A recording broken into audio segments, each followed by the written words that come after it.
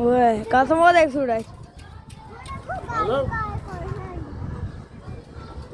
वो देखो वेली के पीछे कितनी अच्छी जगह।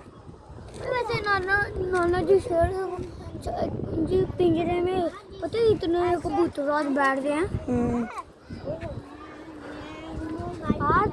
वो जो सा सबसे ऊंचा मकान है ये वाला, सबसे ऊंचा बनाए शेर का।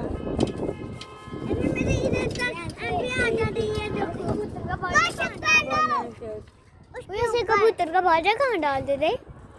कबूतर का बाजा कासिम अली, आपको इधर आके कैसा महसूस हो रहा है? बहुत मजा आ रहा है कि इधर ले जाते दाढ़ी ना लग जाए। उर्दू बोल, उर्दू बोल। आलम, आपको ऊपर आके कैसा फील हो रहा है? ए दो पे नहीं नहीं, आपको ऊपर आके अच्छा लग रहा कि नहीं? लग रहा है। मजा आ रहा है? हाँ जी, मुझे भी हाल अच्छा।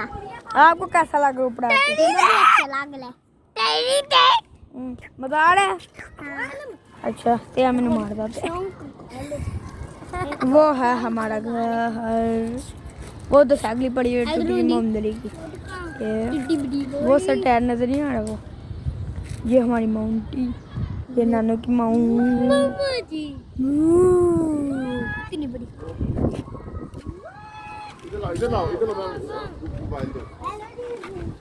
ये देखो मामू आप भी ऊपर आ जाओ।